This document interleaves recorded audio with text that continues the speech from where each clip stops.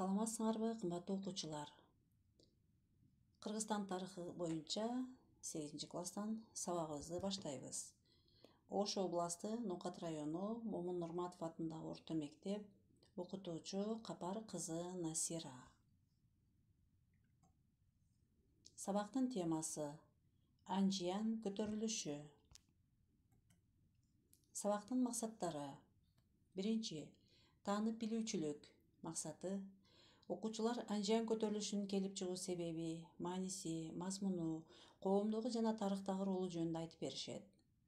Экинчи, өнүктүрүүчүлүк максаты: окуучулар Анжиян көтөрүлүшү жөнүндө сүрөт тартат, таблица түзөт, слайд иштеп чыгат, тест, кроссворд түзөт. Үчүнчү, тарбия берүүчүлүк максаты: окуучулар чакан топтордо иштей алышат, билгендерин башкаларга түшүндүрүп бере алышат, бири-бирин сыйлашат, пикирин угат, толуктоо киргизе алат. Сабактын планы: биринчи, Анжиян көтөрүлүшүнүн келип чыгуу себеби. Экинчи, Анжиян көтөрүлүшүнүн жүрүшү. Үчүнчү, Анжиян көтөрүлүшүнүн аякташы. Төртүнчү, Анжиян көтөрүлүшүнүн мааниси.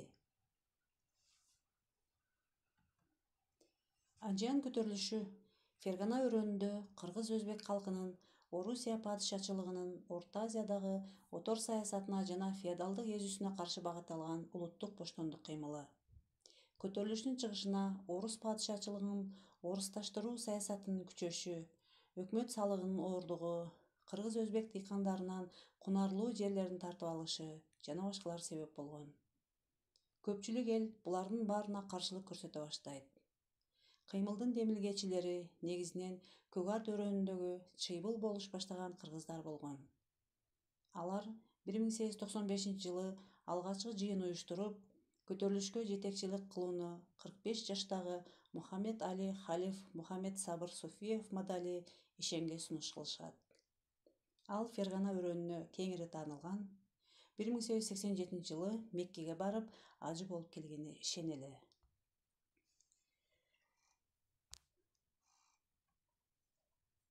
Анжиян көтөрүлүшү 1898-жылы май айында башталган.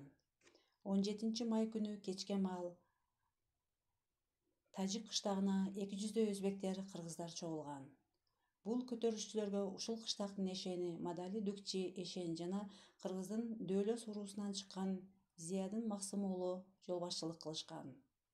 Көтөрүлүшчүлөр эки топко бөлүнүп, Анжиянга бет алышып, калааны бөлөк аймактар менен байланыштырган телеграф сымдарын кыркып салышкан. Жолдон аларга Кутчу, Кара Коргон кыштактарынын калкы да кошулат. Аз убакыттын ичинде көтөрүлүшкө чыккандардын саны 2000ге жеткен.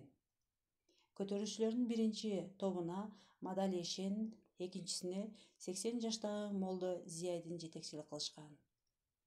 Түнкү саат 3-кө жакын көтөрүлүшчүлөр Анжиянга келишип, 20-чы Түркстан линиялык батальонунун 2 ротасы турган лагерге кол салышкан. Бирок күчтөр тең эмес эле. Курал жарагы начар көтөрүлүшчүлөр мыкты даярдыгы бар, жакшы куралданган орус аскерлеринен жеңилип, чегинүүгө мажбур болушкан. Айыгышкан кармашта 20дан ашуун падыша солдаттары жана офицерлери өлтүрүлгөн. Көтөрүлүшчүлөр да көп жоготууларга учурап, Кара Дарыядан өтүп, Хакимабадка чегинишкен. 20 майда Анжияндан 90 чакырым алыстыктагы Чарбак кыштагында көтөрүлүштүн жол башчысы Мадали колго түшүрүлүп, 12 июнда даргага асылган. Көтөрүлүш токтобостон Фергана өрөөнүнө жайылган. Ага Анжиян, Маргалаан, Ош жана Наманган уездеринин калкы активдүү катышкан.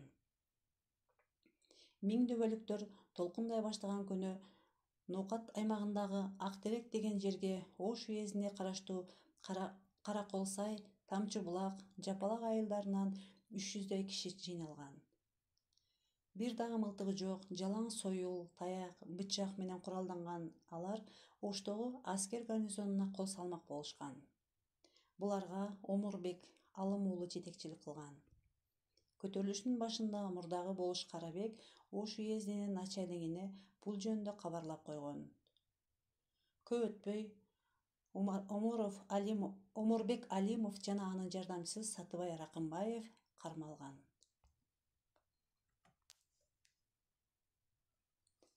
Бардыгы болуп 53 адам камакка алынган. Сусамыр болушундагы Кетмен төбөдө падышачылык бийликке каршы күрөштү баштоо үчүн эл чогула баштаган. Алардын башында Шадыбек Шергазы уулу турган. Алар Анжиян тарапка башталган көтөрүлүшкө кошулууга камынышкан. Буларга каршы 100дөн ашуун куралдуу отряд жиберилип, алар Шадыбек баштаган 50дөн ашык адамды кармап Наманганга айдап келишкен. Шадыбек Шергазы уулу адегенде өлүм жазасына тартылмай болуп, кийин өмүр бою сүргүнгө айдалган. Анын жардамчылары Үмөталы Багышбек уулу жана Төлөбай Бешкемпир уулу 20 жылдык мөөнөткө сүргүнгө кесилген. Булардан тышкары дагы 54 адам 7 жылга Сибирге айдалган. Алардын ичинде касташкан душмандардын жаласы менен кармалган атактуу акын Токтогул Сатылганов да болгон.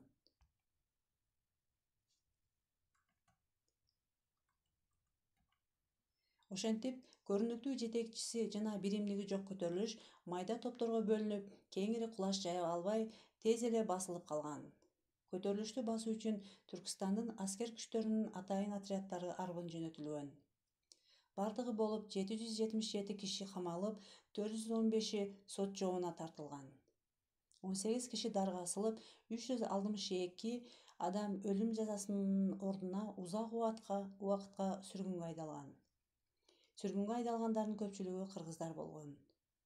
Жеңилип калганына карабастан, бул көтөрүлүш падышачылыктын Түркстандагы колониялык улутчул саясатына каршы багытталган алгачкы күрөш болгон. Көтөрүлгөн эл көз карандысыздык үчүн күрөшкөн. Жеңилгенине карабастан, элдин эркиндикке болгон умтулуусу күчөгөн. Көтөрүлүштүн мааниси. Бул көтөрүлүш 19-кылымдын аягындагы Орто Азиядагы эң ири көтөрүлүш катары тарыхка кирген. Көтөрүлүштүн негизги себеби падышачылыктын колониялык саясаты, орус администрациясынын эзүүсүнүн, улуттук жана социалдык теңсиздигинин күчөшү болгон. Көтөрүлүшкө кыргыз, өзбек, тажик улутунун өкүлдөрү, калктын ар түрдүү социалдык катмарлары катышкан. Кыймылга дин кызматкерлеринин жетекчилик кылышы, диний ураан чакырыктарынын болушу мыйзам ченемдүү көрүнүш болгон. Анткени бул чөлкөмдүн негизги калкы көп кылымдардан бери эле ислам динин тутуп, бул дин калктын калың катмарынын аң сезимине терең сиңген. Көтөрүлүшкө катышкандардын бардыгы өздөрүн мусулманбыз деп эсептешкен. Бул үчүн көтөрүлүштү реакциячыл кыймыл катары кароого эч негиз жок.